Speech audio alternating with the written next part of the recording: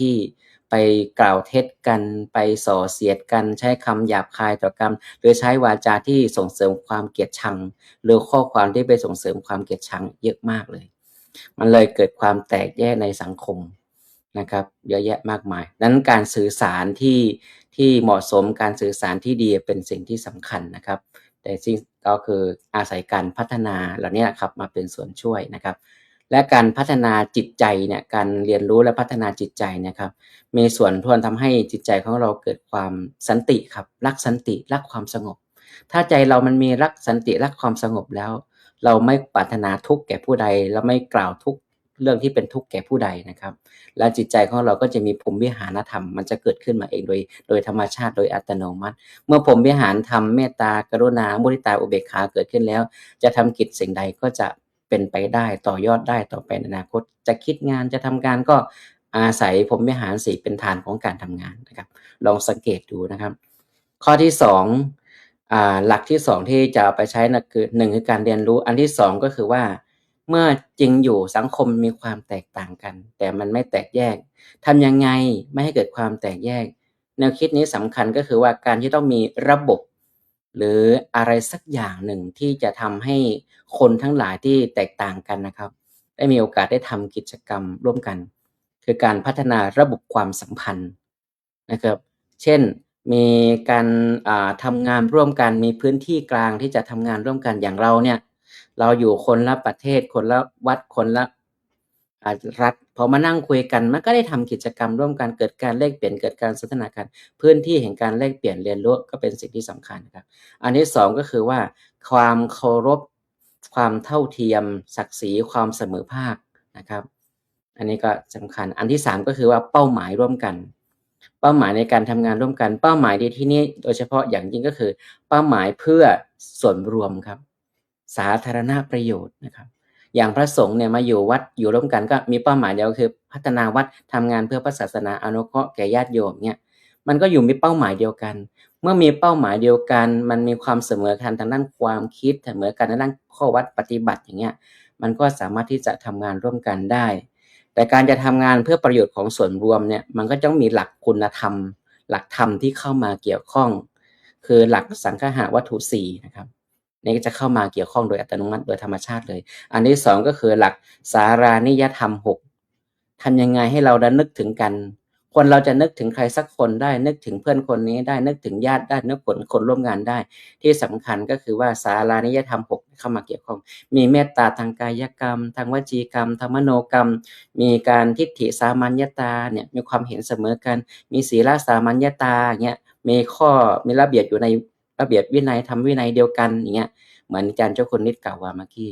และที่สำคัญก็คือว่าอาจารย์ผมคิดถึงอาจารย์ดร.พระมหาจัญญาบอกกินร่วมกัน หมายความว่าแบ่งปันประโยชน์ให้แก่กันและกันต่างคนต่างได้ประโยชน์แก่กันและกันเรียกว่าสาธารณโภคีเนี่ยฮะคือแบ่งปันประโยชน์ได้รับประโยชน์ซึ่งกันด้วยกันและกันแลกเปลี่ยนกันนะครับอันนี้ก็เป็นสิ่งที่สำคัญที่ผมจึงคิดว่าหลักสำคัญที่บอกว่าจะอยู่ด้วยกันอย่างไรให้สันติก็คือว่าอันที่1เราต้องเรียนรู้เมื่อเราเรียนรู้เราจะได้มีความรู้จะได้เข้าใจแล้วก็สำคัญก็คือพัฒนาจิตใจอันที่2ก็คือว่าต้องมีระบบสร้างความสัมพันธ์ให้เราทำงานทำกิจกรรมร่วมกันโดยมีเป้าหมายเดียวกันก็คือเพื่อสาธารณประโยชน์หรือเพื่อส่วนรวมนั่นเองครับขออนุญาตแลกเปลี่ยนกับครูบาอาจารย์เบื้องต้นเพียงเท่านี้ก่อนครับผมขอบคุณครับขอบพระคุณครับพระอาจารย์พระครูวินัยธรบุญญกรปิยะสีโลนะในการที่จะอยู่ร่วมกันนะให้มีสันติในสังคมที่หลากหลายด้วยวัฒนธรรมประเพณีศาสนาความเชื่อต่างๆก็1เราต้องเรียนรู้นะ2ก็นะมีระบบระเบียบแล้วก็มีเป้าหมายเดียวกันนะร่วมกันก็คือนะสันติสุขสันติภาพเรียนรู้ญาติโยมศิกขาไงแปลว่านะศึกษาวันก่อนก็โอกาสครูบาอาจารย์ได้ฟังหลวงพ่อพุทธทาสได้บรรยายเกี่ยวกับเรื่องพระคุณพ่อพระคุณแม่ท่านก็นะกล่าวในบทบรรยายว่าควรที่จะสอนเด็กๆให้รู้ก่อนพ่อแม่คือใครมีพระคุณอย่างไรก่อนที่จะไปนะรู้เรื่องอื่นนะโยมก็เอาไปนะเป็นแนวคิดแนวศึกษาแล้วก็พากันประพฤติปฏิบัติสอนลูกบอกหลานอะไรคืออะไรอย่างนี้เป็นต้น2ก็นะมีการพัฒนาไปตามลำดับในการที่จะนะอยู่ในระบบหรือว่า เป้าหมายเดียวกันมีหลักธรรมพรหมวิหารสี่สังคหวัตถุสี่สารานิยธรรม6แล้วท่านก็บอกว่าบางครูบาอาจารย์สอนว่าเป็นการ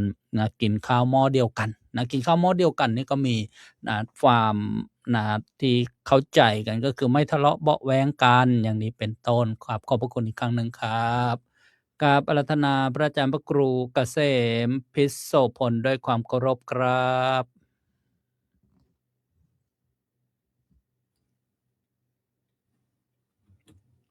ซุมื้อนี้โลกลุมไต้ใจมนุษย์เฮาหุนหัน คนบ่ฟังความกันต่างกระดันไปค้นกรรมศีลธรรมคนเศร้าใส่ถือกันไปเพียงปากว่า ปฏิบัติก็บ่ได้คนเฮาได้ห่วงแต่กรรม ขอความนอบน้อมแด่พระรัตนตรัยขอถวายความเคารพพระเถรานุเถระทุกรูปขอโอกาสพระเดชพระคุณหลวงพ่อที่เป็นประธาน เจริญพรญาติโยมสาธุชนที่กำลังติดตามรับฟังเสียงธรรมจากสมัชชาสงฆ์ไทยในสหรัฐอเมริกาในค่ำคืนของวันพุธที่19เดือนสิงหาคมที่อุบลราชธานีรายการนี้มาท่ามกลางหยาดสายฝน หัวข้อเรื่องกะ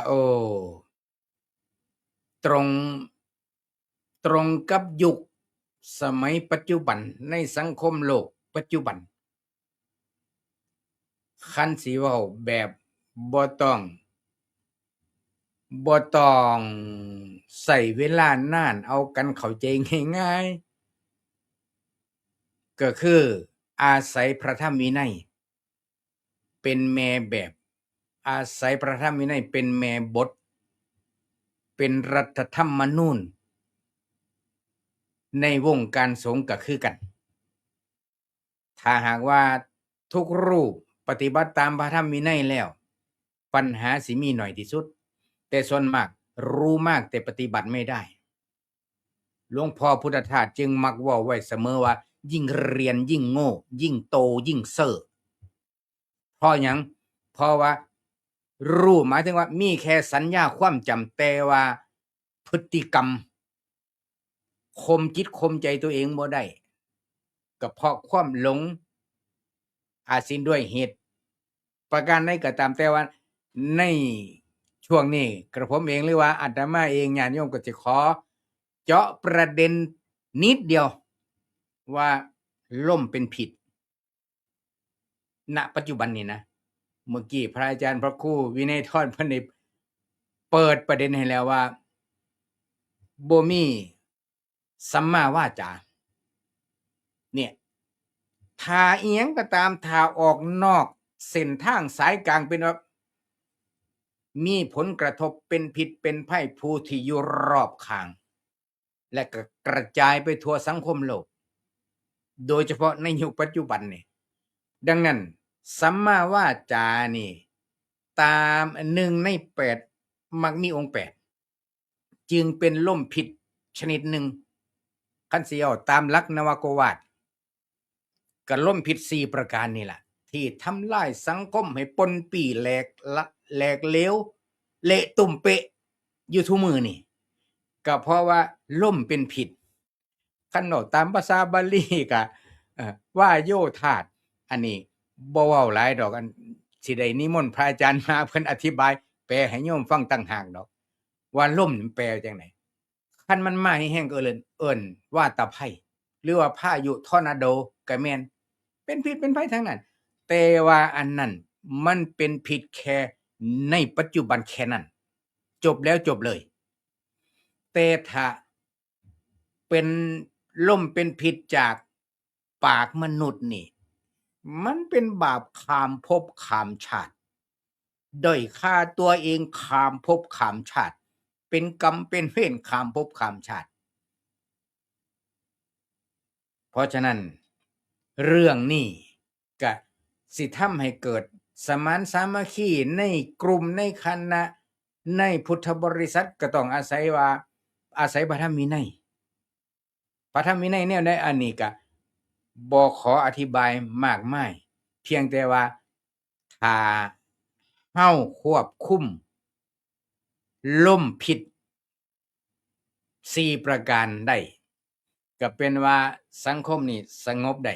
ครับผม กับขอบพระคุณครับพระอาจารย์พระครูเกษมพิษโสพลมาด้วยพยานะภาษาอีสานนะซึ่ง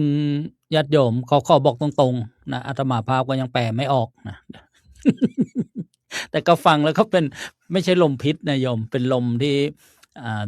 สำนองอะไรเนี่ยนะเดี๋ยวต้องไปหาความหมายนะต่อไปท่านบอกว่าลมพิษโยมที่ฟังวิทยุอย่าไปคิดว่าลมพิษคนบ้านนอกก็นึกถึงใบพลูกับเหล้าข้าวแล้วเดี๋ยวขยี้กัน ถากันก็หาย อันนี้มันเกี่ยวกับคำพูดนะโยมคำพูดแล้วปัจจุบันนี้คำว่าพหุวัฒนธรรมเนี่ยก็นึกถึงพระอาจารย์พระครูเกษมท่านใช้โซเชียลมีเดียหลายช่องทาง สีฟ้าก็ใช้สีแดงก็ใช้สีเขียวก็ใช้สีดำก็ใช้ต้องเรียกว่าพหุโซเชียลนะ พหุโซเชียลแต่ว่าสิ่งที่ออกไปเนี่ยก็สื่อสารธรรมะข้อคิดเตือนจิตสะกิดใจเนี่ยญาติโยมท่านบอกว่า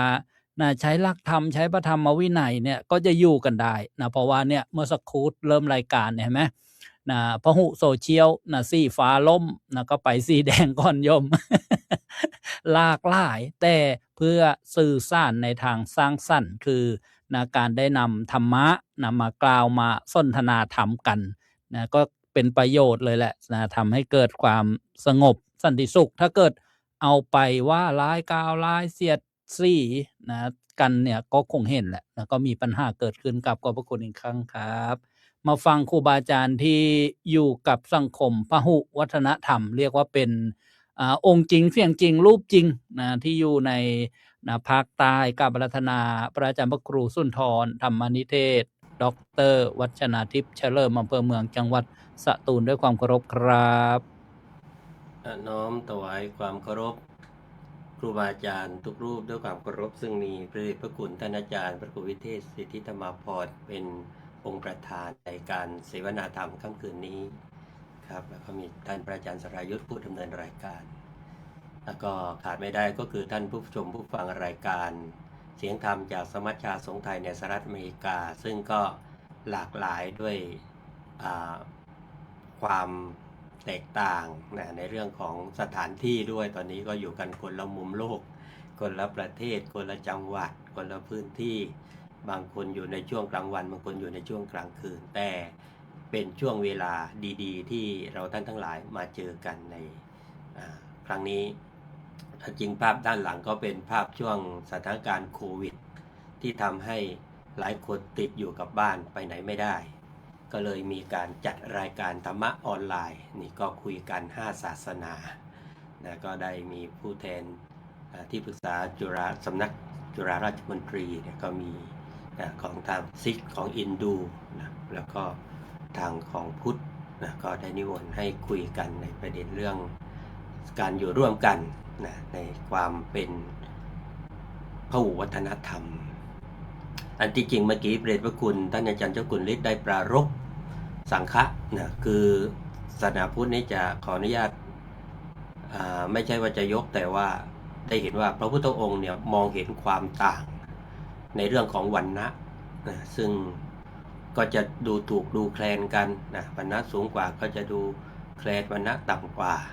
ยิ่งต่างวรรณะก็ยิ่งจะต้องถูกกดขี่ในที่สุดพระพุทธองค์จึงไม่อยากที่จะให้สิ่งเหล่านี้มันดำเนินต่อไปอะไรบ้างที่จะทำให้สามารถจัดระเบียบ สังฆะขึ้นมาใหม่คือการอยู่ร่วมกันอย่างพี่น้องที่จริงเขาบอกโลกทั้งผองพี่น้องกันนะที่เคยได้ยินคำพูดในทำนองว่าในโลกนี้ไม่มีใครเลยที่เกิดมาไม่เคยเกิดเป็นญาติเป็นพี่เป็นน้องกันนะเราก็เกิดกันมาหลายภพหลายชาติฉะนั้นพระองค์ก็เลยให้ไม่เกิดการแบ่งชั้นวรรณะเข้ามาบวชก็ให้ถอดวรรณะออกเลย แต่ก็มาอยู่ในสังฆะโดยยึดเอาพระธรรมวินัยนะเอาความดีมาเป็นบรรทัดฐานนะแล้วก็เห็นได้ว่าในช่วงที่มีการบวชระหว่างเจ้าชายแล้วก็มีคนในวรรณะที่ต่ำกว่าเนี่ยถึงขั้นที่เรียกว่ายอมเสียสละให้คนวรรณะต่ำกว่าได้บวชก่อนนี่ก็เป็นการลดทิฏฐิมานะอย่างที่เรียกว่า ในช่วงนั้นสมัยนั้นนะมันทำได้ยากมาก แต่พระพุทธเจ้าท่านทำได้ และทุกคนก็อยู่กันด้วยการเคารพในพระธรรมวินัยก็เลยทำให้ไม่เกิดการขัดแย้ง อาจจะมีบ้างในบางช่วงที่เรื่องของทะเลาะกันบ้าง ก็พระเจ้าท่านก็บางทีมันก็พระองค์เองบางทีพูดแล้วไม่ฟังก็เลยหลีกหนีไป จนกระทั่งต้องให้ชาวบ้านก็มาตัดสินจนไม่มีเข้าจะฉันแล้วนะแล้วเลย ต้องมาสามัคคีกันนะภาคใต้นี้ก็มีนะในเรื่องของช่วงหนึ่งที่ในหลวงรัชกาลที่ 9ขออนุญาตที่ท่านได้ใช้คำว่าให้อยู่กันด้วยความรู้รักสามัคคีนะอันนี้ก็เป็นส่วนหนึ่งที่ทำให้สังคมของการอยู่ร่วมกันเนี่ยคือให้รู้เข้าใจซึ่งกันและกันนะแล้วก็อยู่กันด้วยความรักด้วยความเมตตาช่วยเหลือเผื่อแผ่แบ่งปันแล้วก็สามัคคีปรองดองกันไม่ขัดแย้งนะอันนี้ก็นะเป็นภาพบรรยากาศที่ได้ไปทำงานร่วมกับพี่น้องต่างศาสนิกนะเราไปเยี่ยมเขาไปให้กำลังใจเอาของไปให้เขาด้วยเขาก็ไม่ว่านะแล้วก็ไปก็ต้องไปกับเนี่ยเดี๋ยววันที่3 เดือนกันยาก็จะได้รับนิมนต์ไปบรรยายร่วมกับทางท่านด้วยหม่ำเนี่ยท่านอิหม่ำไม่สบายรถชนก็ไปเยี่ยมแล้วไปเวทีไหนก็พูดชมแต่ว่าเนี่ยคนแรกที่ผมตื่นมาได้เห็นหน้าก็คือพระอาจารย์มาเยี่ยมผมที่โรงพยาบาลหลังรู้ข่าวว่าถูกรถชนนะก็คือให้กำลังใจกันแล้วก็ช่วยกันนะก็ท่านประธานคณะกรรมการอิสลามก็ไปคุยกันอันนี้เรียนปริญญาโทด้วยกันก็มีอะไรก็เข้าใจแล้วก็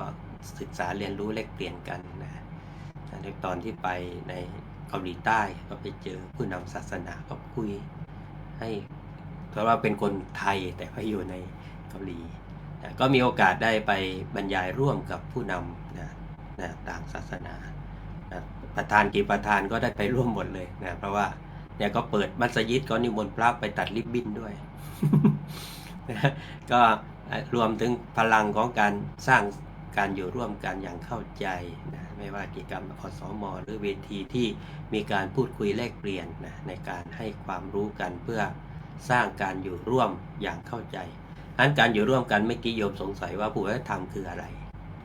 นะอันการอยู่ร่วมกันอย่างสันติในเรียกว่าในสังคมวัฒนธรรมนั้นคือการที่ผู้คนซึ่งมีความแตกต่างกันทั้งเชื้อชาติศาสนาภาษาความเชื่อประเพณีหรือว่าวิถีชีวิตนะก็สามารถจะอยู่ร่วมกันได้โดยไม่จำเป็นต้องเหมือนกันแต่เคารพในความแตกต่างกันนะหลักสำคัญก็คือว่านะสิ่งที่นะการอยู่ร่วมกันนั้นหนึ่งต้องเคารพในความแตกต่างก็หมายความว่าไม่ดูถูกหรือคิดว่าวัฒนธรรมของตนดีกว่าของผู้อื่นแต่เรียนรู้ว่าต่างกันได้และก็อยู่ร่วมกันได้ด้วยเนี่ยเหมือนดอกไม้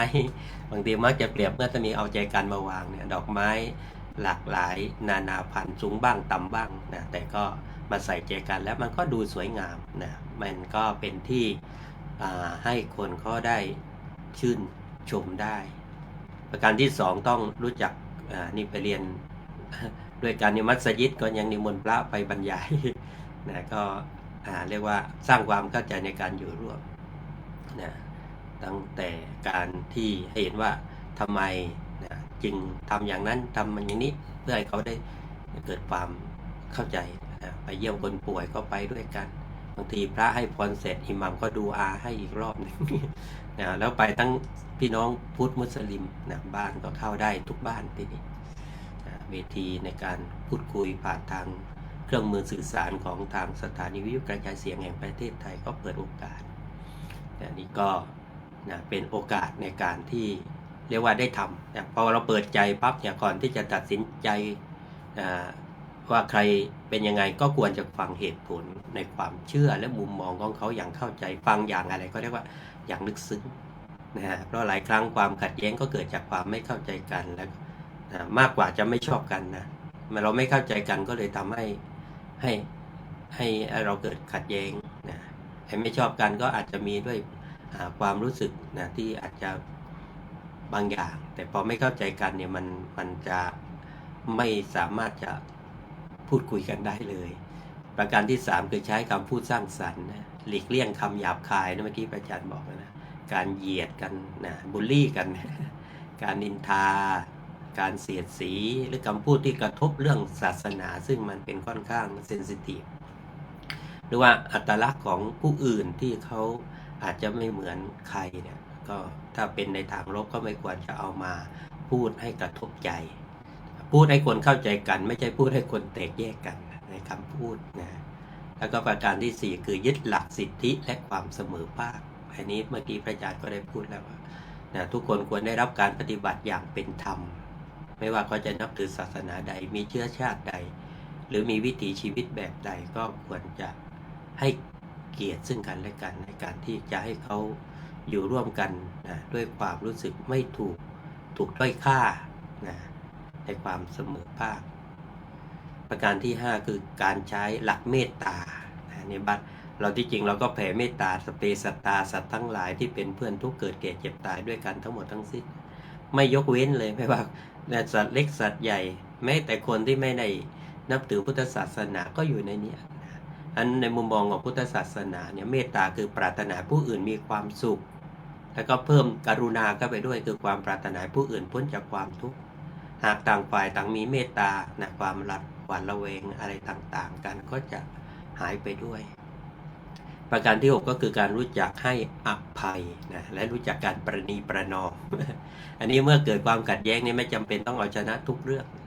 แต่ควรจะหาทางออกที่ทุกฝ่ายสามารถอยู่ร่วมกันได้อย่างเข้าใจก็ต้องมาประการที่ 7นี่แหละคือสร้างพื้นที่แห่งการพบปะกัน หรือว่าพื้นที่ปลอดภัย นะเช่นการทำกิจกรรมร่วมกันในงานชุมชนงานสังคมกิจกรรมเยาวชนด้วยกิจกรรมด้านศาสนานะในเวทีวัฒนธรรมอะไรต่างๆเนี่ยซึ่งกระทรวงวัฒนธรรมตั้งขึ้นมาเนี่ยก็น่าจะเป็นตัวเชื่อมได้นะบางทีเราตั้งกระทรวงวัฒนธรรมขึ้นมาก็มีแต่การแสดงบนเวทีมีแต่การเอานักร้องมาลำมาเล่นมาอะไรต่างๆนะแต่ควรจะได้มีเรื่องของศาสนาเข้ามาในลักษณะที่เรียกว่าให้คนได้เข้าใจในการอยู่ร่วมของความต่างในเรื่องวัฒนธรรมอย่างสตูลนี่ก็มีในลักษณะที่เรียกว่าจัดเวทีการสารเสวนาอะไรเนี่ยให้พระผู้นำศาสนาอื่นๆได้เข้ามาพูดคุยกันแล้วก็ในโอกาสที่เกี่ยวข้องกับชุมชนอะไรต่างๆเนี่ยก็ได้รับนิมนต์ไปร่วมบ่อยมากเขาก็เกรงใจนะว่าเกรงว่าพระจะไม่มาบอกโยมนะไม่มีปัญหาหรอกนะว่างก็จะมาเพราะว่านะบางทีกลัวพระจะติดนู่นติดนี่บางอย่างเราก็สามารถให้คนอื่นแทนได้นะเช่นไปสวดมนต์ให้โยมไปแทนให้พระในวัดหลายรูปที่ท่านอาจจะดีใจด้วยซ้ำท่านพระครูไม่อยู่เนี่ยผมจะได้ไปสวดมั่ง นะเราก็ไปกิจกรรมอื่นที่เรา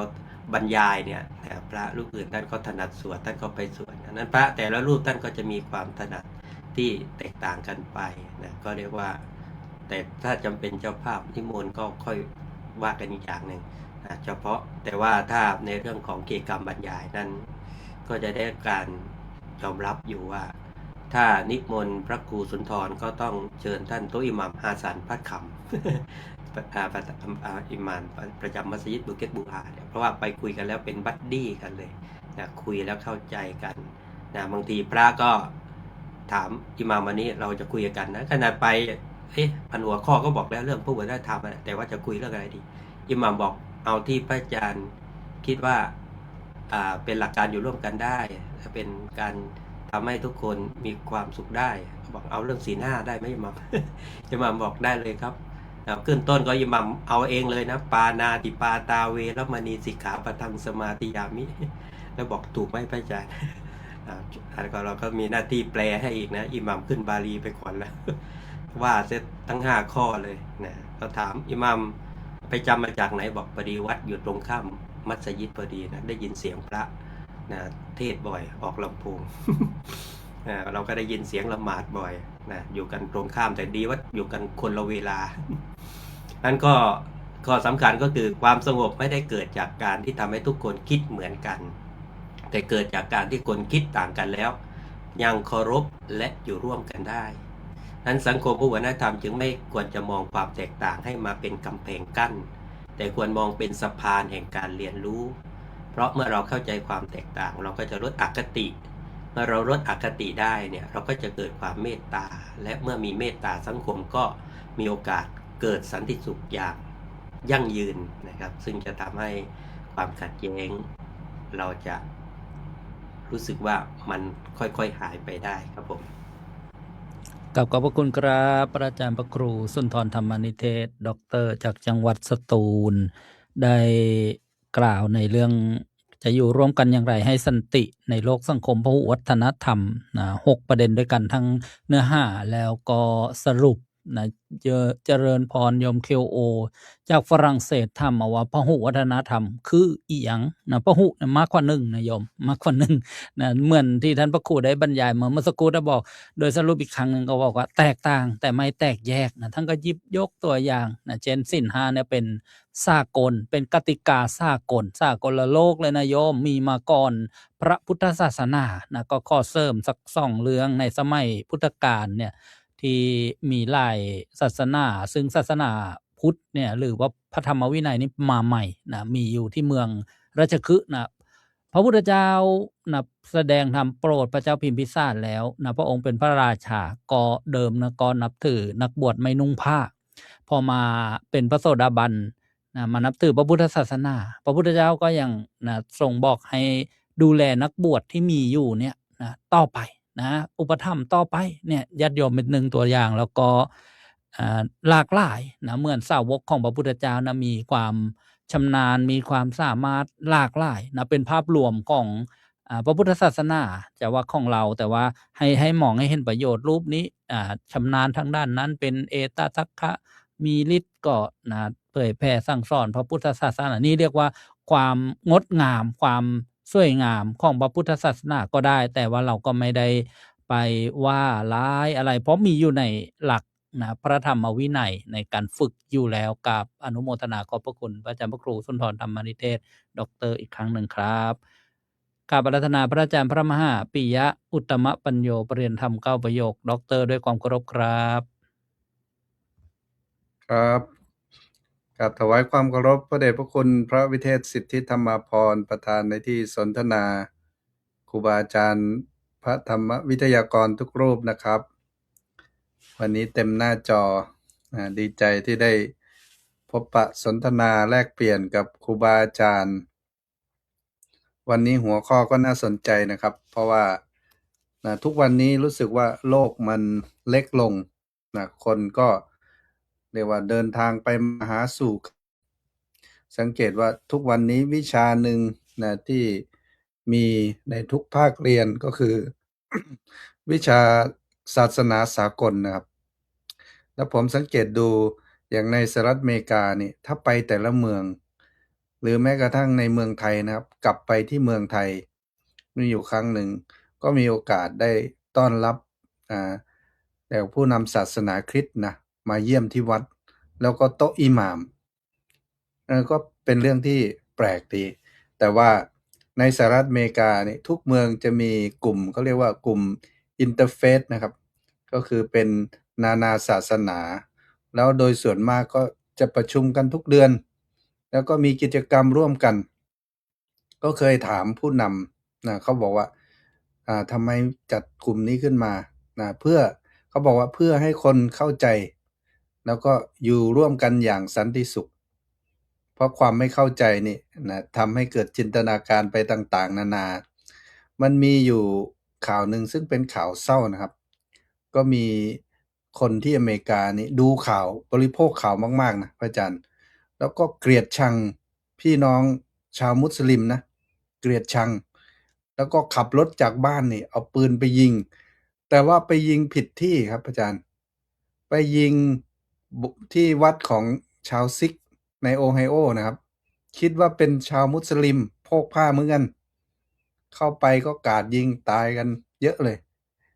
นะแต่ว่าพอสอบสวนไปสอบสวนมานะครับก็ปรากฏว่ามีความเกลียดชังเพราะว่าไม่เข้าใจแล้วก็ไม่รู้ด้วยว่าเป็นศาสนาซิกแต่ว่านี่น่าจะใช่นะก็ไปยิงอันนี้ก็เป็นเรื่องความไม่เข้าใจ ก็ทำให้เกิดความเกลียดชัง เมื่อกี้นี่มีครูบาอาจารย์พูดถึงว่าต้องศึกษาทำความเข้าใจนี่ก็เป็นเรื่องที่สำคัญนะครับ อย่างที่วัดเนี่ยในวันที่2นี่ก็จะมีคุณครูประมาณ30ท่านเนี่ยมาศึกษาที่วัด ศึกษาทำความเข้าใจเกี่ยวกับเรื่องพุทธศาสนาว่าเราอยู่อย่างไรกินอย่างไร อันนี้ผมว่าก็เป็นเรื่องที่สำคัญ เพราะว่าถ้าเกิดเรามีความรู้ความเข้าใจ ก็จะเห็นว่าคนทุกคนก็เป็นมนุษย์เหมือนกันมีเลือดมีเนื้อมีความรู้สึกเหมือนกันเราทำยังไงจะอยู่ร่วมกันได้แต่ว่ามีเรื่องหนึ่งก็คือผุดขึ้นมาเขาบอกว่าคนจะอยู่ร่วมกันได้นี่ต้องมี3 อ 2 รอว่างั้น อาจารย์มหาพิชาติ3 อ 2 รอ ก็ฟังไว้นะ อันนี้ฟังมาจากครูบาอาจารย์ท่านบอกว่า1นะอดทนอดกลั้นแล้วก็อดได้นะ3 อ อดทนอดกลั้นและอดได้ 2 รอก็คืออาจจะนำมาจากธรรมบทหรือว่าพระไตรปิฎกที่เราเคยฟังเนาะเขาบอกว่ารักยาวให้บั่นรักสั้นให้ต่อความหมายฟังดีๆแล้วมีความลึกซึ้งก็นำมาจากคำสอนของพระพุทธเจ้ารักยาวให้บั่นรักสั้นให้ต่อ อันนี้ต้องฝากอาจารย์อภิชาติไปตีความนะแต่ว่าสิ่งที่อยากจะนำมาฝากนอกจากนั้นก็เคยฟังท่านดาไลลามะซึ่งโดยส่วนมากท่านก็จะได้รับนิมนต์ไปบรรยายในที่ต่างๆโดยเฉพาะบางทีไปบรรยายร่วมกับผู้นำศาสนาต่างๆทั่วโลกมีคนถามท่านว่าจะอยู่ร่วมกันอย่างไรให้เกิดสันติภาพท่านใช้คำว่าmutual respect นะครับแปลว่าต้องให้เกียรติซึ่งกันและกันก็คือเป็นเรื่องที่ทำได้ยากนะการให้เกียรติซึ่งกันและกันนี้ถือว่าเป็นเรื่องที่ทำได้ยากแต่ว่าถ้าทำได้แล้วมันก็เป็นก้าวแรกที่จะทำให้อยู่ร่วมกันได้อย่างมีความสุขแล้วก็เกิดสันติภาพนะครับท่านบอกว่าความเคารพเนี่ยมันมีอยู่3แบบก็คือ1เขาบอกว่าเคารพตนเองก็คือให้เกียรติตัวเองไม่ดูถูกตนเองนะครับ respect yourself อันที่2ท่านบอกว่าต้องเคารพผู้อื่น respect other ก็คือต้องเคารพผู้อื่นในฐานะเพื่อนมนุษย์เหมือนกันและอันที่3เป็นเรื่องที่สำคัญtake responsibility to your action ก็คือต้องมีความรับผิดชอบคือเคารพต่อหน้าที่ต่อสิ่งที่ตัวเองทำอันนี้ก็เป็นเรื่องที่สำคัญจากท่านดาไลลามะแต่ว่าสิ่งที่ผมคิดว่าน่าจะเป็นประโยชน์สำหรับญาติโยมถ้าทำได้ก็คือว่าที่พระเจ้าท่านบอกว่าท่านได้ตรัสไว้ในสังฆวัตถุ4นะครับก็คือว่าเรื่องที่จะทำให้อยู่ร่วมกันได้อย่างมีความสุขในสังคมก็คือ1ต้องมีความเอื้อเฟื้อเผื่อแผ่ด้านที่2เป็นเรื่องที่ครูบาอาจารย์พูดก็คือเรื่องลมนะครับหลวงพ่อเรื่องการเจรจาการพูดจาเนี่ยถ้าเรามีมัทุรวาจานะคือวาจาที่ไพเราะเป็นวาจาที่เป็นน้ำผึ้งไม่ใช่เป็นหอกเป็นดาบนี่ก็จะทำให้เป็นก้าวแรกเหมือนกันที่จะทำให้อยู่ร่วมกันได้อย่างมีความสุขไม่ใช่เจอกันก็ทักกันเลยแม่ทำไมผอมจังทำไมอ้วนจังทำไมดูไม่ดีเลยช่วงนี้พอถ้าคำแรกก็ไม่อยากคุยด้วยแล้วนะพระอาจารย์ประภาส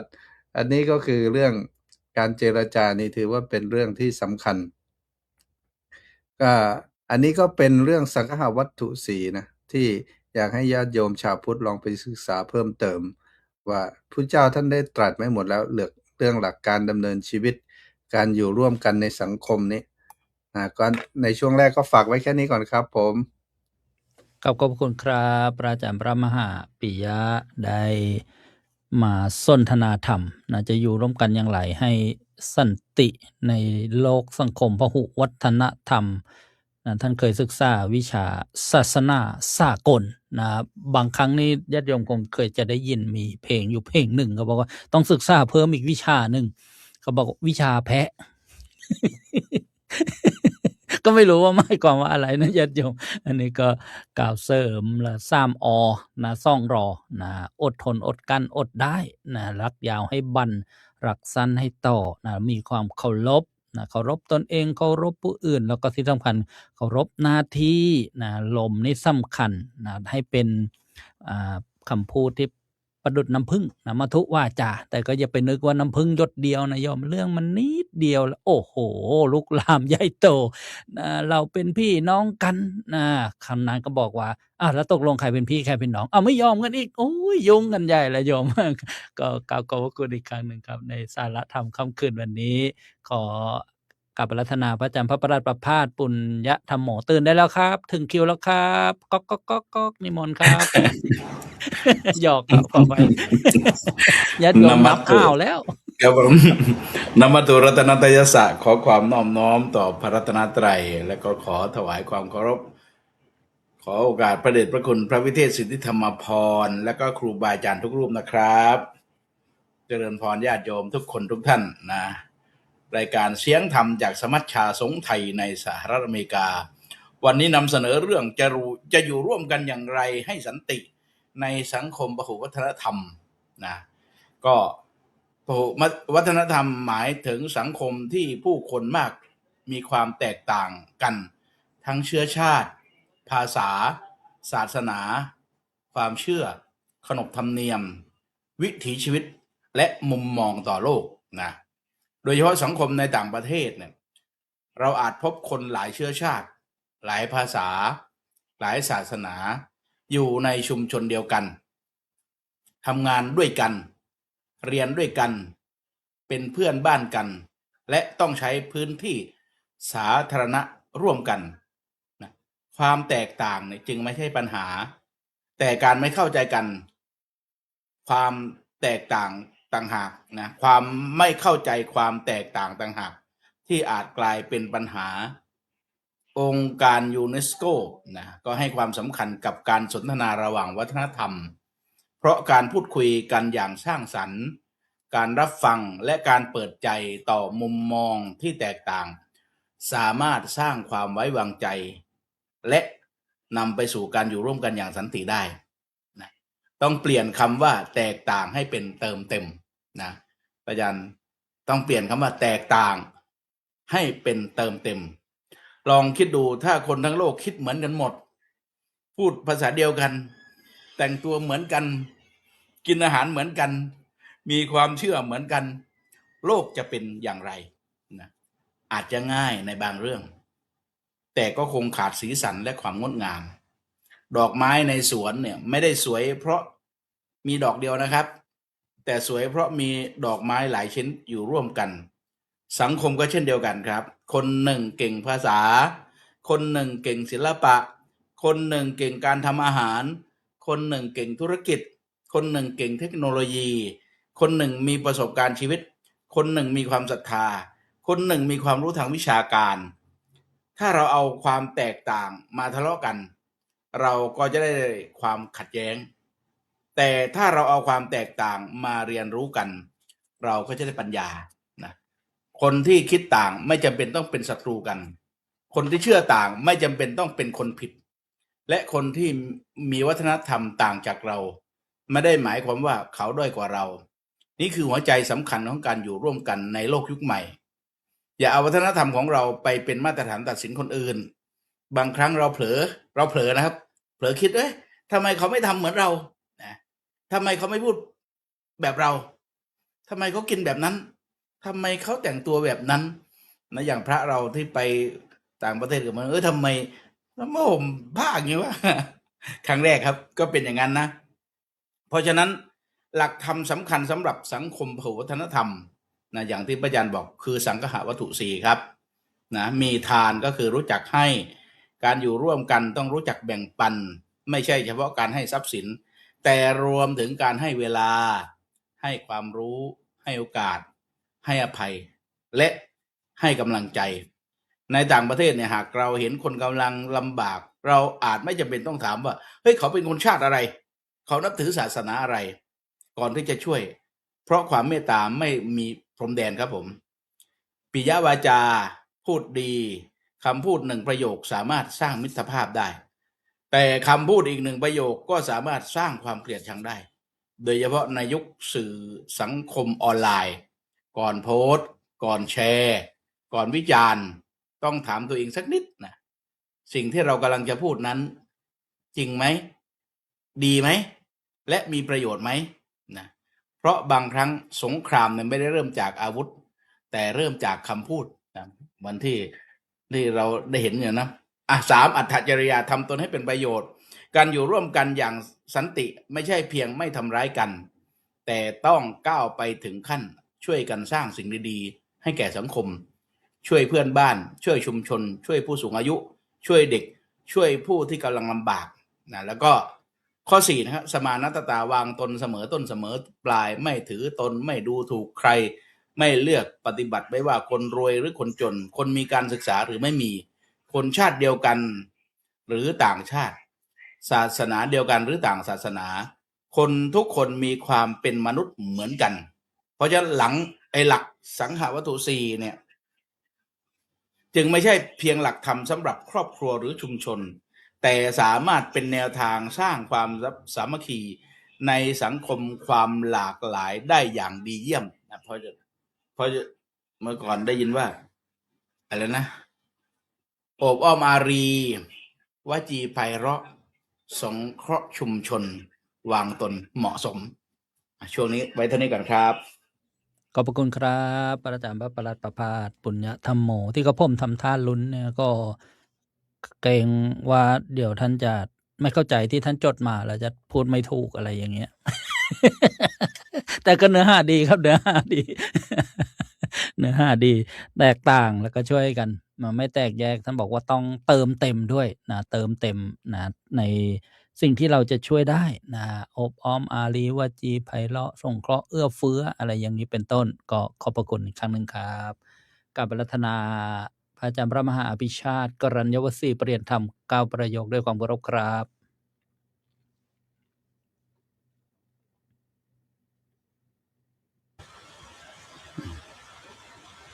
กราบถวายความเคารพพระเถรานุเถระคณะพระธรรมวิทยากรทุกรูปซึ่งมีท่านอาจารย์เจ้าคุณพระวิเทศสิทธิธรรมพรเป็นประธานและก็ขอเจริญพรญาติโยมที่รับชมรับฟังอยู่ทั่วทุกมุมของโลก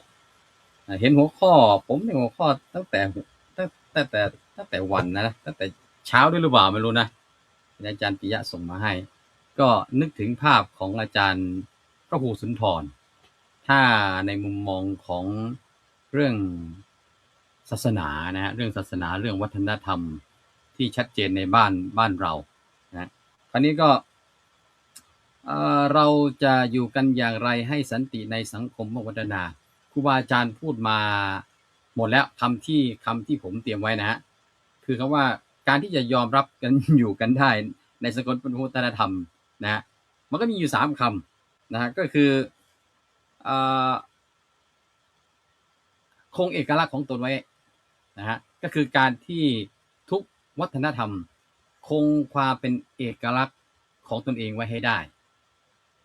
ไม่ให้เสียความเป็นเอกลักษณ์แปลว่าลักษณะอย่างเดียวบ่คือหมู่นะฮะเอกลักษณ์เนี่ยคือบ่คือหมู่นะฮะ1ต้องคงเอกลักษณ์ของตนเองไว้ให้ได้2ต้องยอมรับเอกลักษณ์ของคนอื่นให้ได้และก็3เคารพเอกลักษณ์ของคนอื่นให้ได้ใน3คำเนี่ยนะฮะก็คือรักษาเอกลักษณ์คงเอกลักษณ์นะครับแล้วก็ยอมรับแล้วก็เคารพมันพูดง่ายนะแต่ว่าให้ปฏิบัตินะมันแค่นี้จริงๆนะถ้า3อย่างนี้ได้นะแค่นั้นนะมันจะอยู่ไม่ว่าจะอยู่ที่ไหนอะไรก็แล้วแต่นะมันอยู่ด้วยกันได้หมดนะยอมรับเคารพนะยอมรับเคารพแล้วก็คงเอกลักษณ์ของตนเองไว้เพราะว่าถ้าเราไม่คงเอกลักษณ์ของเราไว้นะมันก็จะถูกกลืนใช่ไหมเพราะถูกกลืนมันไม่ถือว่ามันก็จะถือว่าอะไรนะวัฒนธรรมเราก็หายไปเพราะฉะนั้นการที่เราจะรักษาพหุวัฒนธรรมของแต่ละวัฒนธรรมเมื่อมารวมกันเยอะๆจึงเรียกว่าพหุเนี่ยฮะจึงเรียกว่ามากเนี่ยนะต้องคงเอกลักษณ์ไว้นะก็อุปมาอย่างหนึ่งที่ผมอุปมาไปนะฮะคิดไว้ลูกแก้วหลากสีมันจะมีความลูกแก้วแต่ละสีนะมันจะมีความสวยงามเมื่อมันมารวมกันอยู่ในโถแก้วใบเดียว ที่อาจารย์มหาประภาสพูดไปก่อนหน้านี้แล้วก็ที่อาจารย์เจ้าคุณเกริ่นนะลูกแก้วหลากสีเนี่ยเมื่อมันมาอยู่ในโถแก้วเดียวกันมันจะมีความงดงามแล้วว่า colorful ใช่ไหมอาจารย์ปิยะภาษาอังกฤษมันจะมีความเป็น colorful ลูกแก้วสีใดสีหนึ่งมันไม่สวยอ่ะนะแท็กซี่ยังมี2สีเลยแท็กซี่สีเดียวมันไม่สวยนะประดับผ้าก็ต้องมี2สี3สีนะฮะประดับผ้าสีเดียวไม่สวยเพราะฉะนั้นคนก็เหมือนกันมาถึงพระเราก็เหมือนกันนะฮะที่อาจารย์เจ้าคุณฤทธิ์พูดมาต่างเชื้อชาติมาจากต่างสกุลต่างบ้านต่างครอบครัวต่างการเลี้ยงอบรมต่างการฝึกฝนอบรมเลี้ยงดูมาแต่พอมาอยู่ในพระธรรมวินัยเดียวกันนะฮะอยู่ธรรมวินัยเดียวกันเหมือนดอกไม้ที่มาร้อยด้วยได้เดียวกันในพวงเป็นพวงมาลัยก็มีความสวยงามนะก็อย่างมะลิก็ยังเป็นมะลิกุหลาบก็ยังเป็นกุหลาบไม่ได้เสียความเป็นกุหลาบนะมะลิก็ยังความเป็นมะลิในดอกรักก็ยังความเป็นดอกรักในพวงมาลัยนะแต่มันก็พอมาอยู่รวมกันได้ในที่เดียวกันยอมรับกันได้เคารพกันให้เกียรติซึ่งกันและกันมันก็เป็นสิ่งสวยงามแล้วผมอย่างหนึ่งผมมานึกถึงก็คือเรื่องความการอยู่ในพวกวัฒนธรรมที่มีความแตกต่างกันนี่ฮะมือ5 นิ้วเนี่ยให้ทุกคนมองมือ5 นิ้วเนี่ยมันอยู่รวมกันได้ในความที่มันแตกต่างกันนะนิ้วโป้งสั้นป้อมนะนิ้วชี้เรียวหน่อยนิ้วกลางต้องกันนิ้วกลางต้องแบบนี้นะ นิ้วกลางต้องเอาด้านนี้นะ นิ้วกลางก็ยาวกว่าเพื่อนนิ้วนางก็สวยงามนิ้วก้อยก็เล็กนะเนี่ยมันมีความแตกต่างกันไม่รู้ใครเป็นคนออกแบบว่าทำไมนิ้วไม่เท่ากันนะทำไมไม่ให้นิ้วมันยาวเท่ากันทั้ง5 นิ้วเขาทำไมออกแบบให้นิ้ว5 นิ้วมันเป็นแบบนี้ที่เคยมีเรื่องเล่านะว่านิ้วมันเคยทะเลาะกันนะมันเคยทะเลาะกันมันไม่ยอมรับกันทำไมแกเก่งกว่าฉันเก่งกว่าแกไม่เก่งเท่าฉันต่างคนต่างคิดว่าตนเองดีเด่นกันคือไม่ยอมรับไม่เคารพซึ่งกันและกันพยายามจะให้ทุกคนไม่เหมือนกันพยายามจะให้ทุกคนเหมือนกันหรือไม่เหมือนกันนะเพราะฉะนั้นมันก็เลยกลายเป็นเนี่ยคือความแตกต่างเพราะฉะนั้นก็ยกตัวอย่างที่เห็นได้ง่ายที่สุดก็คือการอยู่ร่วมกันอย่างไรให้สันติในสังคมพระพุทธธรรมก็คือดูนิ้วเป็นตัวอย่างเรื่องพระสงฆ์พวงมาลัยหรือว่าเรื่องแก้วที่มีสีสันสวยงามอยู่ในโถใบเดียวอันนี้ก็เป็นตัวอย่างที่ทำให้ว่าทำไมมันจึงมารวมกันแล้วทำไมมันจึงสวยงามก็เพราะ3 คำคือคงเอกลักษณ์ของตนเองไว้ให้ได้แล้วก็ยอมรับเคารพกันทำไมแล้วมันมีคำถามอย่างนี้ที่ผมเขียนไว้นะว่าญาติโยมเคยสงสัยไหมว่าทำไมต้องเป็นพหุวัฒนธรรมด้วยมันเป็นวัฒนธรรมเดียวไม่ได้เหรอนะคนไม่เหมือนกันจริตก็แตกต่างกันฉะนั้นทำไมจึงมีหลายวัฒนธรรมทำไมไม่มีวัฒนธรรมเดียวทำไมจึงมีหลายศาสนาทำไมไม่มีศาสนาเดียวทำไมจึงมีหลายแบรนด์สิ่งของเข้าของเครื่องใช้ทำไมจึงมีหลายแบรนด์ทำไมจึงมีหลายยี่ห้อทำไมจึงมีหลายสีทำไมจึงมีหลายรสชาติบางทีแบรนด์เดียวนะเช่นน้ำอารมณ์บางบริษัทนะยังมีน้ำเขียวน้ำส้มน้ำแดงทำไมไม่ผลิตเป็นอันเดียวไปเลยเป็นน้ำอันเดียวไปเลยนั่นนะฮะเพราะคนมันไม่เหมือนกันมันหมายถึงมันอย่างหนึ่งก็คือเป็นการให้โอกาสนะแม้แต่การบริกรรมของพระเองก็ทำไมไม่บริกรรมอย่างเดียวทำไมบริกรรมพุทโธพุทโธพุทโธอย่างเดียวทำไมจึงมีบริกรรมคำบริกรรมก็แตกต่างมากมายเพราะนั้นก็คือการให้มีหลากหลายมากมายมองเป็นโอกาสก็คือการให้โอกาสการพัฒนาการพัฒนาเป็นการพัฒนาให้โอกาสกับคนที่ให้มันเหมาะกับคนที่มีทางเลือกมีทางเลือกเพราะนั้นก็เรื่องความแตกต่างทางพหุวัฒนธรรมมีอาจารย์ท่านหนึ่งเขียนไว้ผมประทับใจผมจดไว้ก็คือคำว่าแตกต่างในภาษาบาลีคือคำว่าวิเศษะอาจารย์เบียร์แตกต่างเท่ากับวิเศษะก็คือพิเศษเพราะฉะนั้น ในสังคมที่มีความแตกต่างนั่นแหละ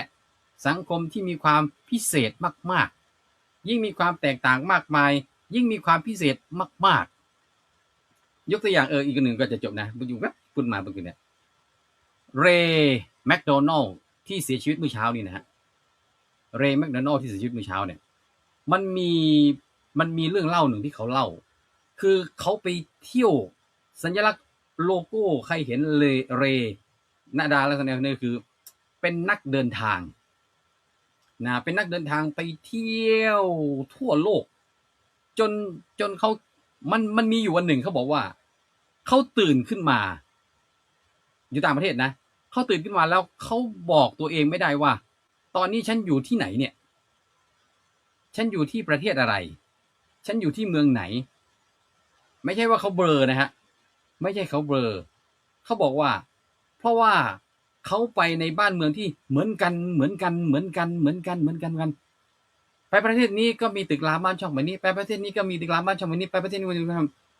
เขาเลยเขาบอกพอไปแล้วตื่นมามันมีคำถามว่าฉันอยู่ประเทศไหนเนี่ยเพราะว่ามันเหมือนกันหมดมันไม่พิเศษมันไม่แตกต่างนะจนกระทั่งเขาได้ไปบ้านไปประเทศหนึ่งแล้วเขาเป็นว่านะอันเนี้ยมันไม่เหมือนประเทศที่เคยไปมามันมีความแตกต่างหลากหลายเขาเลยชอบประทับใจเพราะฉะนั้นอันเนี้ยคือทำอย่างไรจะให้สิ่งที่มันมีความพิเศษหลายๆอย่างมาอยู่รวมกันได้อย่าพยายามให้นิ้วทั้ง5ยาวเท่ากันนะอย่าพยายามให้แก้วใน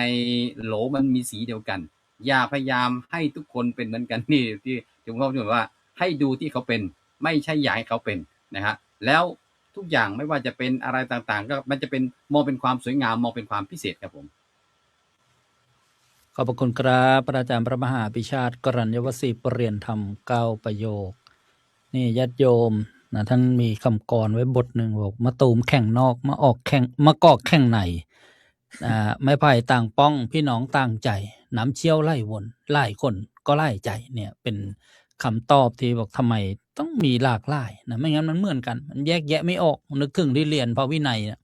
ตอนภิกษุจีวรหายโจรลักไปนะเจ้าหน้าที่บ้านเมืองจับได้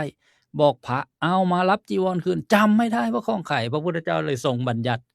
ให้พินทุให้ทำเครื่องหมายไว้ทำให้เสียสี่พอมาปัจจุบันครับเหมือนกันอีกพินทุ3 จุดอิมังพินทุกับปังกะโลมิเลี่ยงปืดไปตากลงเหมือนเดิมครับ อันนี้ทำไงจำกลิ่นนะองค์นี้ใช้ปรับผ้านุ่มกินนี้อันนี้ผมไม่ได้ซักอันนี้ของผมแน่ๆเลยแล้วโยมก็ถวายมาเซตเดียวกันร้านเดียวกัน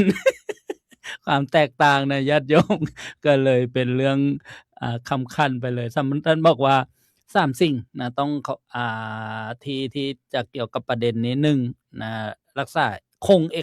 กลักษณ์ของตนเองไว้นะไปอยู่ยังไงก็นะต้องรักษาไว้นะเหมือนนะรูปแบบฟอร์มของภิกษุในพระพุทธศาสนาใน614 ปีล่วงมาแล้วเนี่ยจีวรดีไซน์เดิมโดยพระอานนท์เถระนี่ญาติโยม ทรงผมเหมือนเดิมนะแล้วก็2ก็ยอมรับนะเอกลักษณ์ของนะคนอื่นนะแล้วก็3ก็เคารพเอกลักษณ์ของคนอื่นนะท่านก็โอ้โหมีนะกลเม็ดเด็ดพายนะเรียกว่านะส้มภูมิส้มความรู้กับอนุโมทนาขอบพระคุณเป็นความภาคภูมิใจของชาวอู่ทองอีกแล้วครับ ลำดับจากนี้ไปจะกล่าวอาราธนาพระอาจารย์พระมหาวรลบอัคคธรรมโมด้วยความเคารพครับครับผมกราบขอโอกาสครูบาอาจารย์ทุกๆรูปด้วยความเคารพนะครับคือจริงๆพอได้รับหัวข้อเนี้ยเมื่อตอนก่อนที่จะเดินมาที่ศาลานะครับเพราะตอนนี้ถูกลื้อกุฏิเลยไปนอนที่เต็นท์ในป่ากัน แล้วได้รับหัวข้อเดินมาผมนึกถึงวาทประโยคหนึ่งซึ่งผมจำมานานและก็ชื่นชมมากก็คือประโยคสั้นๆว่าเข้าใจเข้าถึงและก็พัฒนาพระอาจารย์จำได้ไหมครับว่าเป็นวาทะของใครครับน่าจะเป็นพระบรมราโชวาทของพระบาทสมเด็จพระเจ้าอยู่หัวรัชกาลที่9เพราะว่าสังคมบ้านเราสังคมไทยเนี่ยเป็นสังคมผูกวัฒนธรรมเพราะฉะนั้นการที่คนซึ่งอยู่ในสังคมผูกวัฒนธรรมจะอยู่ร่วมกันได้อย่างสันติที่แปลว่าความสงบเนี่ยจ จุดเริ่มต้นมันมาจากการเข้าใจในความแตกต่างเข้าใจในวิธีคิดเข้าใจในวัดปฏิบัติของแต่ละสังคมแต่ละวัฒนธรรมนั้นการเข้าใจก็มาจากการเรียนรู้เนี่ยแหละเราเรียนรู้จนเกิดความเข้าใจมองเห็นความแตกต่างก็ไม่เอาความแตกต่างเป็นความแตกแยกยอมรับในสิ่งที่เขาเป็นได้นั่นน่าจะเป็นประเด็นสำคัญหลักประเด็นหนึ่งจริงๆถ้าเราไม่เข้าใจเขาต้องอาศัยการเรียนรู้อย่างที่ว่าอยู่ที่นี่นะครับอาจารย์พวกผมไปบิณฑบาตกันทุกวันจันทร์ซึ่งทางสเตทหรือว่าทางซิตี้เนี่ยเขาก็อนุญาตให้ไปบิณฑบาตได้5 รูปก็เดินไปบิณฑบาตทีนี้วันหนึ่งเนี่ยเขาก็โทรมาบอกว่าตั้งแต่มีพระไปบิณฑบาตเนี่ยเขาขอบคุณมากทำให้สังคมของคนในเมืองนั้นดูเป็นสังคมผูกวัฒนธรรมนั่นคือประเด็นที่1และประเด็นที่2วันก่อนตอนเข้าพรรษาใหม่ๆก็เลยตัดสินใจว่าไหนลองอากาศมันอุ่นขึ้นแล้วลองบิณฑบาตโดยไม่สวมรองเท้าดูสิว่าจะรักษารูปแบบเดิมที่เราพระไปบิณฑบาตบ้านเราก็เดินไม่สวมรองเท้าเนี่ยเอาลองดูช่วงนี้อากาศอุ่นขึ้นแล้วถ้าเป็นช่วงหน้าหนาวเนี่ยเราคงไม่สามารถที่จะถอดรองเท้าบิณฑบาตได้เพราะว่ามันหนาวมากคงเดินไม่ถึงเส้นทางที่จะบิณฑบาตแน่นอนก็เลยบิณฑบาตถอดรองเท้าทีนี้2 รูปที่เดินไปกัน5 รูป2 รูปที่เดินด้านหน้าเนี่ยท่านมีปัญหาเรื่องสุขภาพเรื่องเท้าเนี่ยแหละท่านบอกว่าผมขออนุญาตนะเพราะว่าผมมีปัญหาเรื่องสุขภาพไม่สามารถจะถอดรองเท้าได้ท่านก็เดินสวมรองเท้าตามปกติ3 รูปเบื้องหลังมีผมมีครูบาอาจารย์อีกรูปหนึ่งแล้วก็ท่านจักริดซึ่งเป็นพระนวการก็ถอดรองเท้าเดินก็ได้ตามปกติครับเจ็บเท้าหน่อยพอกลับมาถึงวัดก็ดูแล้วก็ไม่ได้มีปัญหาอะไรมากแต่มันเกิดอะไรขึ้นครับอาจารย์เจ้าหน้าที่บ้านเมืองเนี่ยเขาโทรมาที่ท่านจักริดเพราะท่านเป็นคนประสานก็โทรมาบอกว่าเห็น2 รูปข้างหน้าเดินสวมรองเท้า3 รูปข้างหลังเดินไม่สวมรองเท้าเขาเข้าใจว่า3 รูปด้านหลังเนี่ยไม่มีรองเท้าใส่ก็อยากจะซื้อรองเท้าถวายพระอาจารย์สุดยอดจริงๆนะคือเจ้าหน้าที่เนี่ยคือเขาพยายามศึกษาแม้แต่ในวันที่เกิดปัญหาในเมืองไทยตอนที่พระไปเดินธุดงค์และถูกรถชนเขาโทรมาเลยว่าเขาเห็นข่าวในเมืองไทยแล้วว่ามันเกิดอันตรายสำหรับการเดินบิณฑบาตเนี่ยคุณต้องการให้พวกเราไปช่วยคุ้มกันไหมคือให้มีรถนำไหมในขณะที่เดินบิณฑบาตเพื่อจะได้ไม่ให้เกิดความเรียกว่าอันตรายนั่นคือสิ่งที่เขาพยายามทำความเข้าใจนะครับอาจารย์พยายามศึกษาพยายามทำความเข้าใจและก็พยายามจะให้เข้าถึงท่านจอร์จที่ได้รับสายก็เลยอธิบายให้เขาฟังว่าการที่เราบิณฑบาตโดยไม่สวมรองเท้านี่เป็นวัดปฏิบัติเป็นข้อปฏิบัติที่ถูกต้องตามหลักจริงๆแต่ในขณะที่เรามาอยู่ในอเมริกานั้นบางครั้งในช่วงหน้าหนาวก็ไม่สามารถที่จะถอดรองเท้าบิณฑบาตได้เขาก็เข้าใจเพราะการเข้าใจการเข้าถึงและการพัฒนาคือพยายามให้ความช่วยเหลือมันน่าจะเป็นหัวใจหลักเลยที่จะทำให้คนในภูมิวัฒนธรรมอยู่ร่วมกันได้อย่างมีความสุขจริงๆเราได้ตอนเป็นเด็กเลยครับผมอยู่โรงเรียนร่วมกับเพื่อนที่เป็นอิสลามทำไมในวันที่เราเป็นเด็กเนี่ยความขัดแย้งในความรู้สึกความแตกต่างของการนับถือศาสนามันไม่เกิดเลยเพราะเด็กจะมีความรู้สึกหนึ่งเสมอกันคือรักความเป็นเพื่อนเรามีแค่ความเป็นเพื่อนเรายอมรับในความแตกต่างของความเป็นเพื่อนเราไม่คิดอะไรมากไปกว่าความเป็นเพื่อนหนีออกนอกจากโรงเรียนไปด้วยกันนี่ไม่ได้แนะนำให้เป็นแบบอย่างหรอกแต่เคยทำตอนเป็นเด็กพวกผมก็หนีออกไปข้างนอกตอนพักเที่ยงกะว่าเดี๋ยวจะกลับเข้ามาให้ทันก่อนที่จะเข้าชั้นเรียนแต่พอถึงเวลาจริงๆมันเพลินนะครับก็มาไม่ทันเมื่อมาไม่ทันคุณครูก็จะลงโทษเพื่อนผมซึ่งเป็นอิสลามวิกชนชื่อวินัยขนาดชื่อวินัยเนี่ยก็ยืนยันหลักเลยว่าครูจะลงโทษใครก็ได้แต่ห้ามลงโทษวันลบเพราะว่าวันลบไม่ได้ตั้งใจจะไปเองผมมีคนชวนไปเองเพราะนั้นถ้าครูจะลงโทษวันลบต้องมาลงโทษที่ผมแต่ครูก็บอกว่าไม่ล่ะใครไปหรือใครทำผิดคนนั้นก็ต้องถูกลงโทษเสมอกันเพราะนั้นในความเป็นเด็กเนี่ยมันจะไม่มีเรื่องทิฏฐิมันจะไม่มีเรื่องอะไรวุ่นวายมากสังคมมันจึงอยู่ร่วมกันอย่างมีความปกติสุขมีความสงบมีความร่มเย็นอย่างนี้เป็นต้นแต่พอโตขึ้นทุกคนต่างมีทิฏฐิต่างมีมานะไม่ให้เกียรติซึ่งกันและกันมันจึงเป็นปัจจัยที่นำไปสู่การแตกแยกเป็นปัจจัยที่นำไปสู่การเรียกว่าเพราะมีความเห็นแก่ตัวเข้ามาแทรก พอเรามีความเห็นแก่ตัวเราเด็ดดีที่สุดอะคนอื่นไม่ใช่อย่าว่าแต่ในสังคมภูมิธรรมแบบคนละศาสนาเลยนะครับในศาสนาเดียวกันเนี่ยมาจากคนละจังหวัดมาจากคนละหมู่บ้านมันก็จะมีเรื่องทิฏฐิเหล่านี้เข้ามาเมื่อไหร่มีดึงเรื่องทิฏฐิเหล่านี้เข้ามาปั๊บความรักที่มีต่อกันมันก็จางหายไปมันมีแต่ความเห็นแก่ตัวฉันต้องดีกว่าฉันต้องเด่นกว่าฉันต้องมีอะไรทุกอย่างที่พิเศษกว่า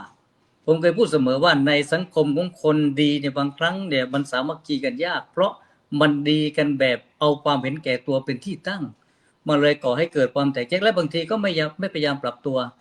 มีอยู่ครั้งหนึ่งผมไปโรงพยาบาลที่นี่นะครับไปแล้ว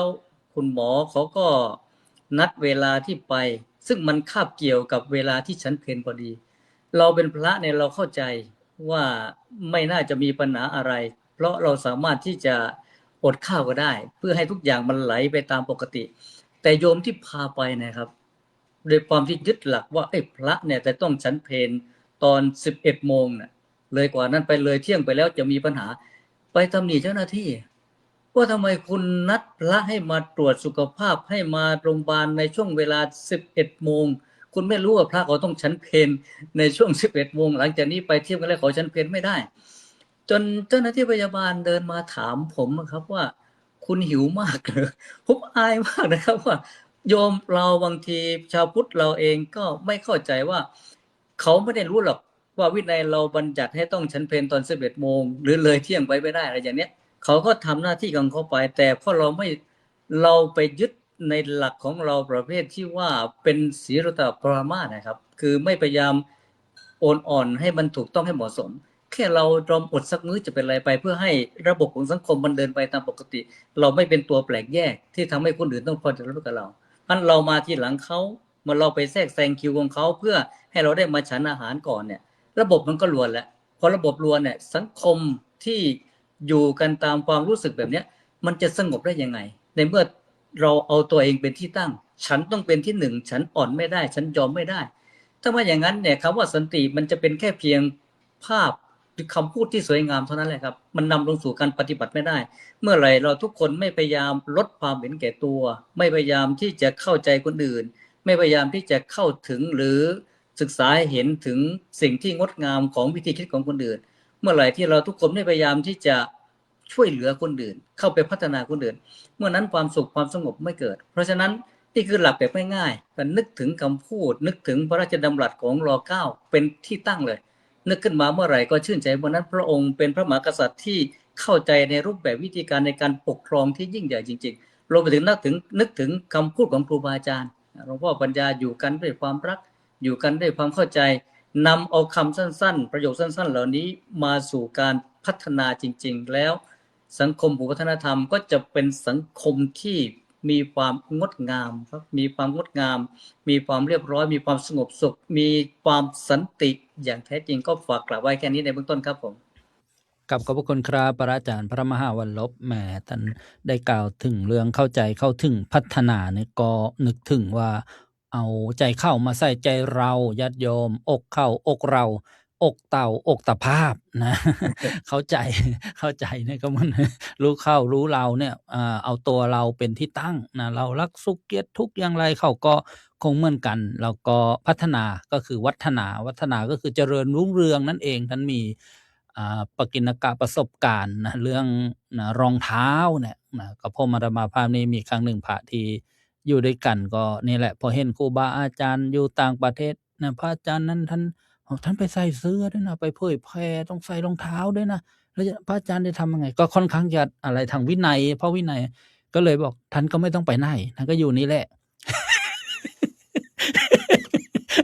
ถ้าคิดอย่างนั้นก็ไม่ต้องไปไหน กราบขอบพระคุณอีกครั้งหนึ่งครับกราบอาราธนาหลวงพ่อกุ๊กไก่ด้วยความเคารพครับ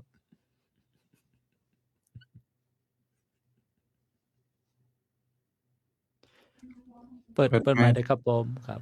ขอถวายความเคารพท่านเจ้าคุณพระวิเทศสิทธิธรรมาภรณ์ท่านอาจารย์พระครูเกษมพิโสพลพระเถรานุเถระโดยเฉพาะพิธีกรเสี่ยงเนอร์ฟังแล้วก็สบายใจ เราได้ฟังธรรมะกันมาครบ10 รูปละโยมท่านทั้งหลายก็คงได้ประโยชน์มากมายโยมไม่ต้องคิดอะไรมากโยมเดี๋ยวก็ค่ำละเดี๋ยวก็มืดละทำจิตใจให้มีความสุขทุกวันโดยเฉพาะวันนี้เราได้คุยกันเรื่องจะอยู่กันอย่างไรให้สันติในพหุวัฒนธรรมก็อาตมาก็ขอเสนอแบบง่ายๆสบายๆว่า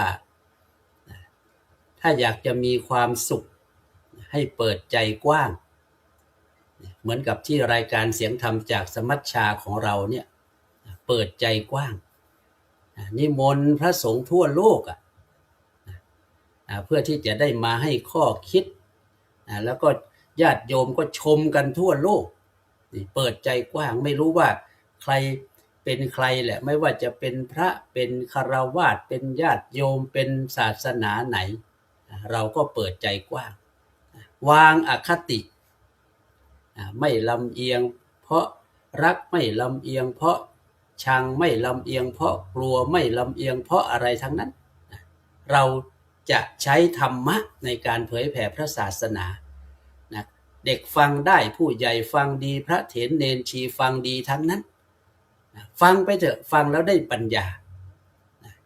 ถ้าอยากจะฟังธรรมะแล้วจะเกิดความคิด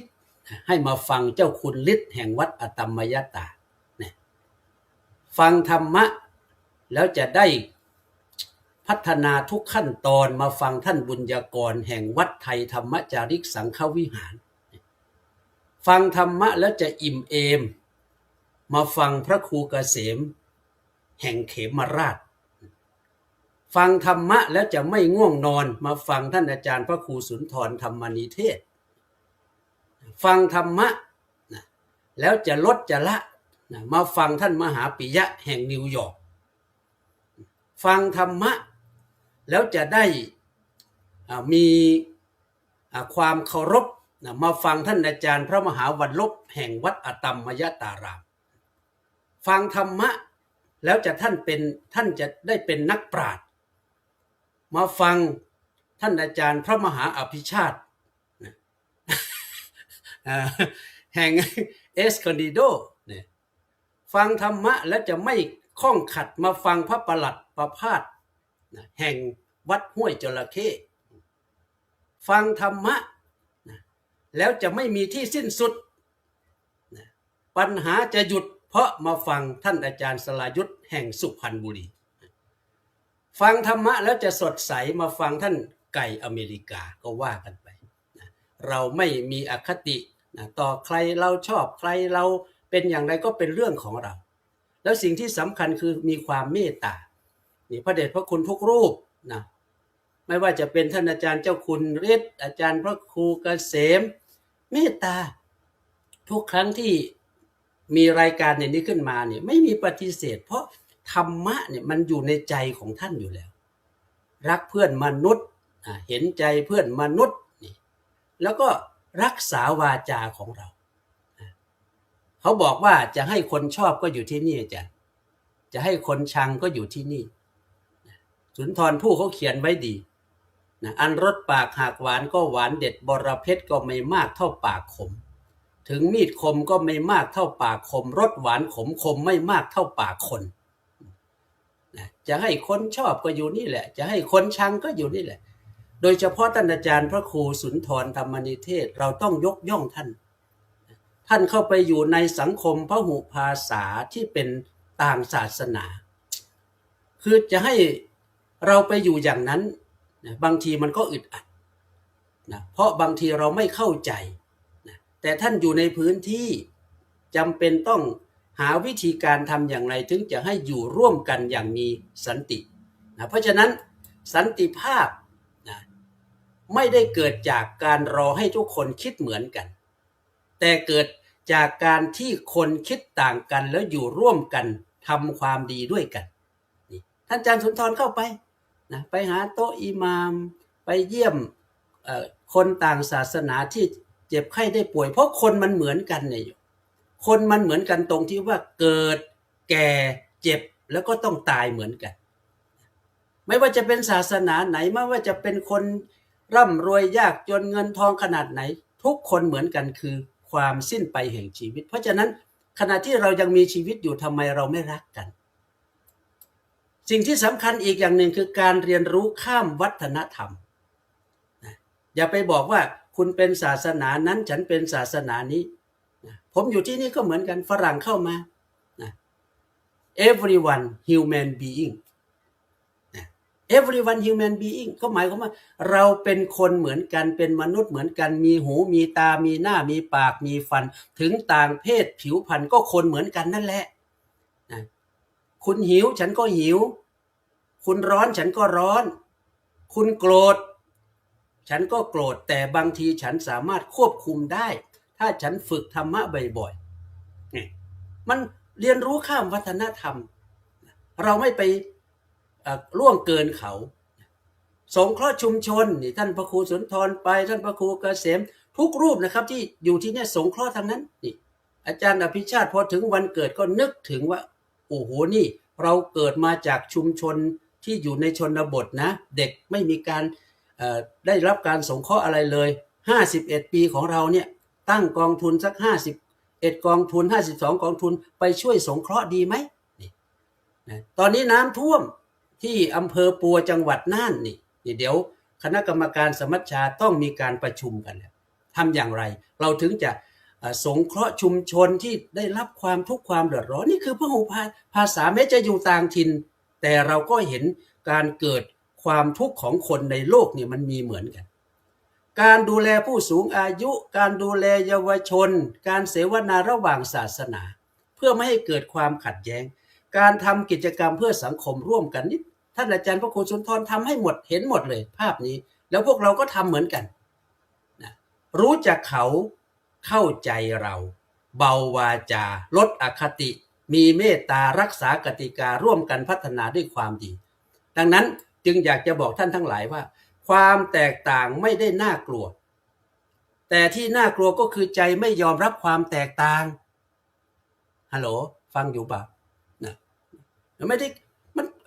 ความแตกต่างมันไม่ได้น่ากลัวหรอกครับแต่มันน่ากลัวคือใจไม่ยอมรับความแตกต่างเนี่ยพระสงฆ์ที่มาพูดธรรมะทั้งหมดเนี่ยนะท่านมีความคิดโอ้โหแต่ละรูปไม่ธรรมดาดูอาจารย์ประภาสเนี่ยพูดออกมาแต่ละครั้งนี่เวลามีการให้ข้อคิดนะมีการจะพูดเนี่ยท่านส่งข้อมูลไปปุ๊บท่านหาข้อมูลทันทีเลยหาข้อมูลจะมาพูดแบบบางทีพูดตรงๆไม่ได้ก็ต้องหาข้อมูลเพื่ออะไรเพื่อความชัดเจนเพื่อความชัดเจนอาจารย์สรายุทธบอกเมื่อกี้เนี่ยลุ้นกันหน้าดูเลยว่าอาจารย์ประภาสจะอ่านจบหรือเปล่านะบางทีเขียนแล้วอ่านไม่ออกก็มีนะมันมีเหมือนกันแล้วบางทีเราไปพูดเนี่ยอ้าวตายแล้วนะมันก็เป็นเรื่องของแต่ละคนน่ะมันไม่ได้น่ากลัวครับแต่เราต้องยอมรับความแตกต่างที่มันเกิดขึ้นแล้วสิ่งสำคัญอีกประการสุดท้ายครับผมอยากจะบอกว่าเราไม่จำเป็นต้องคิดเหมือนกันนะจึงจะรักเคารพและร่วมกันได้ไม่จำเป็นต้องคิดเหมือนกันคนเหมือนกันทำไมไม่เหมือนกันเด็กในห้อง50คนครูสอนคนเดียวกันวิชาเดียวกันเวลาเหมือนกันนั่งอยู่ด้วยกันแต่ทำไมคนหนึ่งสอบได้ A คนหนึ่งสอบได้ B คนหนึ่งสอบได้ C เพราะอะไรเพราะแต่ละคนมันไม่เหมือนกันต่างชาติเชื้อต่างภาษาต่างศาสนาแต่ทุกคนปรารถนาความสุขไม่ต้องการความทุกข์เหมือนกันครับผมขอบพระคุณครับหลวงพ่อพระครูรัตนปัญญาวิเทศหลวงพ่อกุ๊กไก่โอ้โยมก็บอกว่าฟังเพลินเลยนะขออนุโมทนาญาติโยมฟังไก่อเมริกานะโยมนะไม่ใช่ฟังเพลินนะ ฟังธรรมะแล้วจะสดใสให้มาฟังท่านกุ๊กไก่อเมริกาโยมนวลศรีแบโลจากอังกฤษนะก็ขออนุโมทนาทุกท่านที่ได้เข้ามารับชมรับฟังค่ำคืนวันนี้โยมคัมมุลเลอร์นะจากเยอรมนีโยมปลาเกซินีจากนนทบุรีนะก็ขออภัยที่ไม่ได้อ่านรายชื่อขานรายนามทุกท่านนำข้อความมานะปรากฏใน นะหน้าจอนะโซเชียลมีเดียนะเรียกว่าพหุโซเชียลนะแต่ก็นะเพื่อความเผยแพร่ธรรมะนะร่วมกันรายการเสียงธรรมจากสมัชชาทรงไทยในสหรัฐอเมริกาค่ำคืนวันนี้ก็ดำเนินมาถึงช่วงท้ายของรายการกับหัวข้อจะอยู่กันอย่างไรให้สันติในสังคมพหุวัฒนธรรมนะก็ดูเวลาแล้วนะรอบแรก10รูปนะค่ำคืนวันนี้นะก็คงต้องนะบอกญาติโยมว่าเวลาก็มาหมดลงแล้วนะกราบขออาราธนาหลวงพ่อเจ้าคุณฤทธิ์นะได้เมตตานะสรุปหรือนะจะมีโอกาสให้ครูบาอาจารย์ได้เสริมสิ่งละอันพันละน้อยอยู่ในดุลยพินิจนะของหลวงพ่อเจ้าคุณฤทธิ์กราบอาราธนาครับ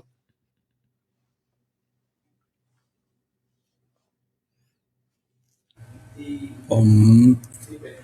นึกถึงตอนที่พระเดชพระคุณหลวงพ่อพุทธทาสท่านยังมีชีวิตอยู่ท่านอธิบายในเรื่องของศาสนาที่หลากหลาย แล้วก็ในช่วงนั้นไม่ว่าในศาสนาทุกศาสนาก็ไปที่สวนโมกข์ผมก็ได้เห็นว่าที่จริงถ้าเรายึดถือตามที่พระเดชพระคุณท่านอธิบายก็คือว่าถ้าทุกคน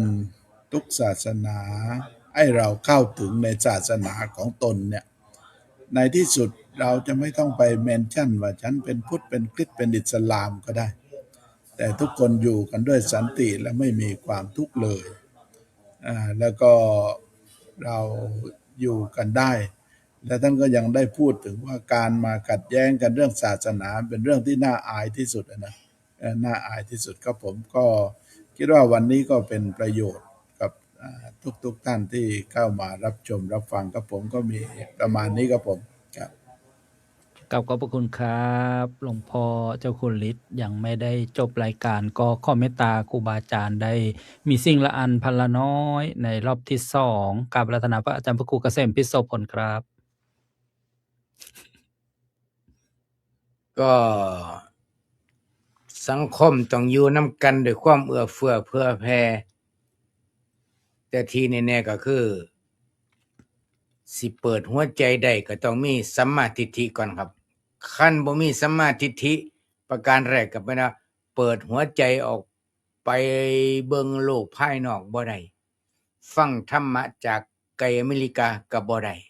ครับผม ขอบคุณครับกับรัตนาพระอาจารย์พระครูสุนทรธรรมนิเทศดรครับ ครับผมก็การที่จะให้ใครมีความรู้สึกว่ายอมรับได้ก็อาจจะต้องค่อยเป็นค่อยไปครับแล้วก็ให้เขาไว้วางใจ2 วันแล้วผมเอาสังฆทานมาแกะแล้วก็บิณฑบาตมาได้นมได้ของอะไรต่างๆของใช้บ้างของกินบ้างเอามาใส่แล้วก็ผมใส่ท้ายรถปาไปตามซอกซอยวันนี้ก็ได้หมดไปอีกรอบหนึ่งแล้วครับเป็นวันที่2ไม่จำกัดด้วยว่าพุทธมุสลิมได้หมดตรงไหนมีฮาลาลโยมเอาไปไม่มีฮาลาลก็อย่าเอานะให้เขาเลือกเอาเองนะให้เขาหยิบเอาเองนะของใช้ยาสีฟันแปรงสีฟันสบู่นะหรือแม้กระทั่งปลากระป๋องข้าวสารอาหารแห้งนะเด็กก็เลือกนะมุงน้ำมันมั่งอะไรมั่งเอาไปให้แม่ได้ทอดเจียวไข่ผมก็ทำให้มีความรู้สึกว่าเห็นรอยยิ้มของเด็กเขามีความสุขเขาได้รับนะแล้วคนโยมมุสลิมเขาก็มีความรู้สึกว่าวัดกับเขาในชุมชนไม่ได้ห่างกันนะได้พึ่งพาอาศัยก็ทำให้เราได้เห็นรอยยิ้มนะเวลาเดินสวนกันพบกันก็เขาก็ทักทายลูกไหว้พระอาจารย์ไหว้พระทั้งที่บางทีก็เป็นมุสลิมแต่ก็มุสลิมแต่ก็ไหว้พระแต่เป็นพระที่เป็นบุคคลไม่ได้รูปวัตถุบูชาเนี่ยเขาก็มีความแยกแยะออกนะนี่ก็เป็นส่วนหนึ่งที่ทำให้เกิดความรู้สึกว่าเราก็อาจจะต้องใช้เวลาแล้วก็ให้เขามีความรู้สึกว่าเราให้เขาด้วยนะไม่ใช่ว่าจะเป็นเพียงการไปพูดนะอย่างเดียวว่าเรามารักกันนะมากันแต่ว่าบางครั้งการกระทำสำคัญกว่าการพูดด้วยครับผม ขอบพระคุณครับ แม่นึกถึงสังฆทานญาติโยมได้หมดนะทำไม่หมดอายุนะ ไม่ใช่ได้หมด สดชื่นนะโยมนะนอกจากดูสัญลักษณ์อะไรแล้วอย่าลืมนะวันหมดอายุโยม ขออภัยแซวนิดนึงกราบอาราธนาพระอาจารย์พระมหาวรลบครับ ครับผมก็ใช้หลักอภปัญญาของพุทธศาสนาเราเป็นที่ตั้งเมตตากรุณามุทิตาอุเบกขาโดยที่ไม่มีการแบ่งแยกว่าเป็นเขาว่าเป็นเราพร้อมด้วยใจที่ประกอบด้วยความรักที่บริสุทธิ์ก็จะทำให้สังคมมีความสงบสุขครับผม ขอบคุณครับกราบอาราธนาพระอาจารย์พระมหาพิชัดครับ ผ่านครับสมบูรณ์นะครับ ขอบพระคุณครับ อาราธนาพระอาจารย์พระประหลัดประภาสครับ เป็นไปได้ โอกาสอีกรอบนะครับ ไม่ใช่แบบเดียวกันนะครับ อาจารย์ เราจะอยู่ อาจารย์ ร่วมกันอย่างสันติ วันนี้ทุกรูปพูดดีหมดแล้วนะครับ สมบูรณ์จริงๆ อาจารย์มุขธรอยู่ในพื้นที่เรื่องความแตกต่าง อาจารย์บรรลบผมว่ามาเอามาเปรียบเทียบอะไรอาจารย์ก็คู่ไก่มาสรุปมันสมบูรณ์แล้วฮะสมบูรณ์จริงๆ ครับ ครับผมก็ผมเติมความสมบูรณ์อีกนิดนึงเติมเต็มครับ ครับผม เราจะอยู่ร่วมกันอย่างไรให้สันตินะหนึ่ง อ่านออกไหม เคารพแม้แตกต่างสองรับฟังแม้ไม่เห็นด้วยสามเมตตาแม้ไม่รู้จักกันสี่แบ่งปันโดยไม่เลือกปฏิบัติ แล้วก็ห้าร่วมมือเพื่อประโยชน์ส่วนรวม ถ้าทุกคนทำได้โลกจะไม่จำเป็นต้องเหมือนกัน เพราะความสันติไม่ได้เกิดจากการทำให้ทุกคนเหมือนกัน แต่เกิดจากการทำให้ทุกคนที่แตกต่างกันสามารถอยู่ร่วมกันได้โดย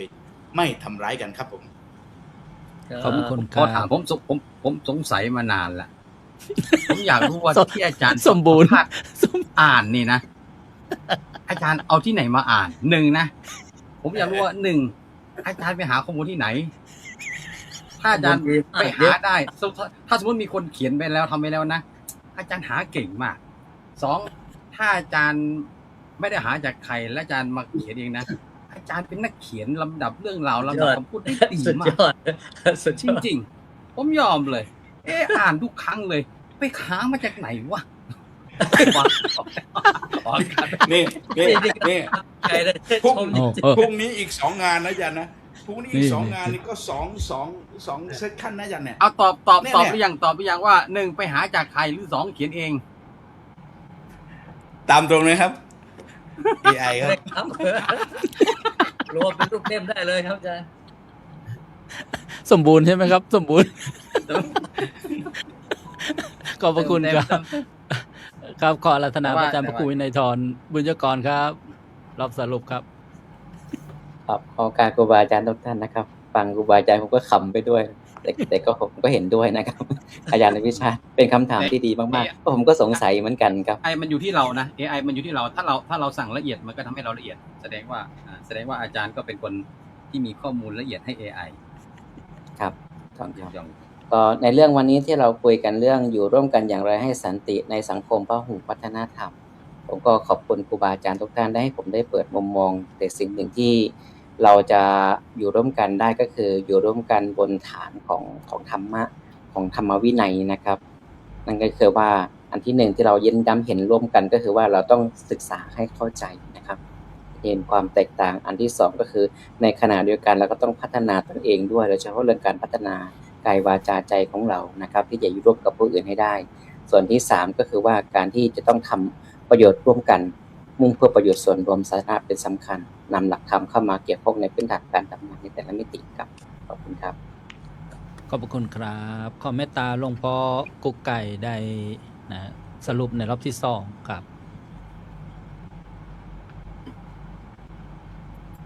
ครับผมก็คงไม่มีอะไรที่จะจดนะครับ เดี๋ยวอาจารย์ในปิชาติแก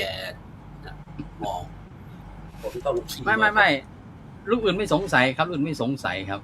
ถ้าสงสัยหน่อยก็ได้ครับสงสัยหน่อยครับผม สมบูรณ์แล้วสมบูรณ์แล้ว คือวิธีการไม่เหมือนกัน วิธีการไม่เหมือนกันท่านอาจารย์ประภาสท่านอาจจะใช้วิธีการบันทึกหรืออะไรก็ตามผมก็บันทึกเหมือนกัน แต่ว่าผมก็มีลีลาเหมือนกันเพราะว่าผมส่วนมากผมลีลาก็ดีเยอะคือ เราจะไปมองอันนู้นอันนี้คนก็จะเดี๋ยวจะหาว่าโอ้ไปอ่านอันนู้นอันนี้ใช่ไหมเราก็ต้องใช้ลีลาก็คือนี่แหละครับวิธีการคือฟังด้วยสติ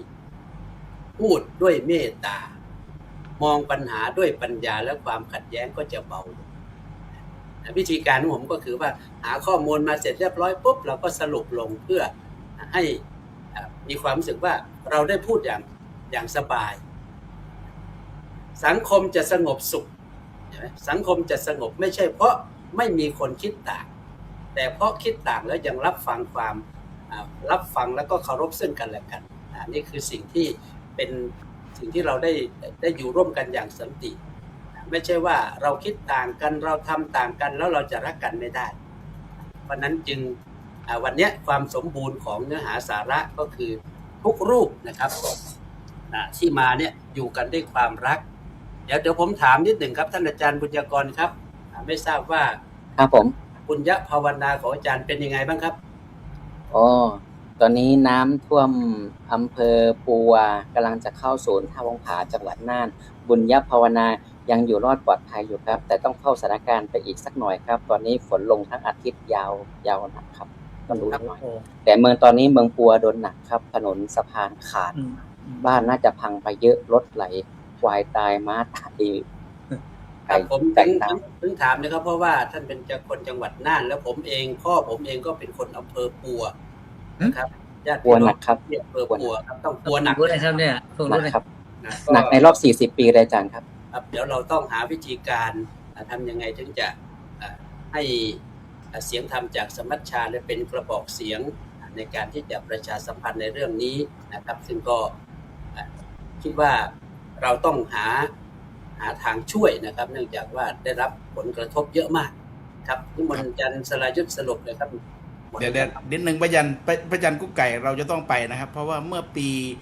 42ที่ไปตรงที่ชมพูภูคานะครับตรงต้นชมพูภูคาตอนนี้หักครับนะรู้ไปหมดจำได้ครับจำได้ที่ไปครับคนดูจะต้นภูคาน่ะนะไม่ขอเข้ามาดันพูดจะเหมือน AI แล้ว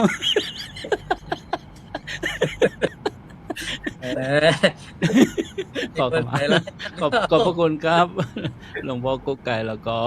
กล่าวขอเข้ามาอภัยครูบาอาจารย์ทุกรูปถ้ากระผมล่วงเกินกระเซาเย้าแย่ไปบ้างก็ขอเข้ามาลาโทษขอโทษขอโหสิกรรมแล้วก็กราบขอบพระคุณในความเมตตาครับแล้วก็อนุโมทนาบุญญาติโยมทุกท่านพบกันใหม่ในสัปดาห์หน้านะวันอังคารแล้วก็วันพุธนะขอเมตตาหลวงพ่อเจ้าคุณฤทธิ์ได้อนุโมทนาบุญญาติโยมและปิดรายการครับเปิดไมค์ครับพระเดชพระคุณก็ขอขอบคุณพระวิทยากรทุกรูปและขอเจริญพรญาติโยมที่รับชมรับฟังอยู่ทางบ้านวันนี้สมบูรณ์แบบครับก็ขอปิดเลยครับครับมีเพลงธรรมะจากหลวงพ่อกุ๊กไก่นะได้ประพันธ์ไว้ก็เจริญพรโยมได้ฟังก่อนนอนค่ำคืนวันนี้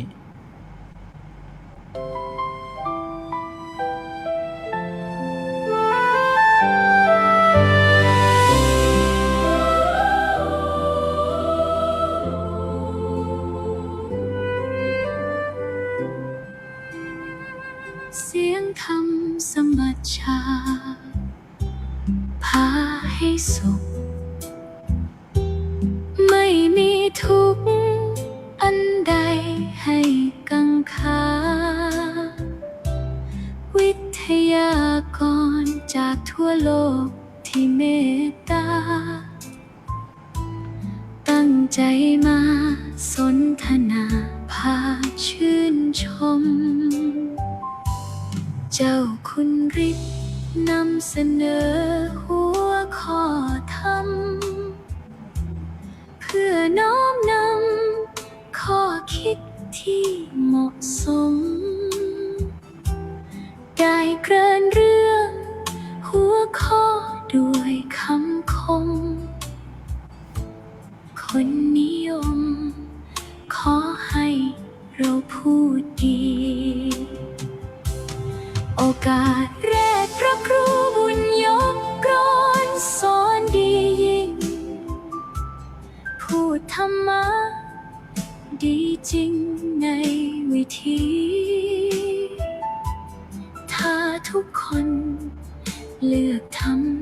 กรรมดี ก็จะมีความสุขทุกเวลา พระครูเกษมนำเสนอว่าโยธาตุสอนทุกคนในชาติควรศึกษา ถ้าควบคุมลมพิษที่เกิดมา จะนำพาให้ทุกคนนั้นปลอดภัย ท่านพระครูสุนทรธรรมนิเทศ เป็นพระสงฆ์ที่พิเศษกว่าสิ่งไหน จากสตูลสุดยอดกว่าใครๆ เป็นพระไทยที่เก่งกาจฉลาดธรรม พระมหาปิยะนักปราชญ์จากนิวยอร์กท่านมาบอกให้เราไม่ถลำ สอนทั้งไทยฝรั่งเป็นประจำ สุขเลิศล้ำไม่แบ่งชั้นความเป็นคน พระมหาวันละพกเก่งธรรมนำข้อคิด มีดวงจิตเมตตาทุกแห่งหน พูดทุกครั้งมีข้อคิดชื่นกมล บุญช่วยดลให้ก้าวหน้าสถาพร พระปลัดประภาสปราดตั้งใจ พูดครั้งใดได้ข้อคิดและคำสอน มีหลักการชัดเจนทุกขั้นตอน จะพูดหลังพูดก่อนไม่เป็นไร พระมหาอภิชาติไม่ธรรมดา พูดทุกคราได้ข้อคิดจิตสดใส อยู่อเมริกาสอนฝรั่งให้เข้าใจ เป็นผู้ให้ข้อธรรมนำชีวิต พิธีกรท่านสรายุทธจากสุพรรณ ท่านทำงานทุกวันมันสดสี เป็นพระสงฆ์ผู้ขยันหมั่นทำดี ท่านช่วยชี้ในธรรมพระสัมมา ท่านพระครูกุ๊กไก่นั่งเขียนกลอน ให้ AI ร้องก่อนจบรายการนะ ให้ผู้ฟังทุกคนโมทนา ไก่อเมริกาพาสุขทุกคืนวัน โมทนาผู้ชมทั่วโลกาที่เมตตากดไลค์ใจสุขสันต์ให้เพื่อแผ่ช่วยเหลือและแบ่งปัน จะทำให้โลกเรานั้นสุข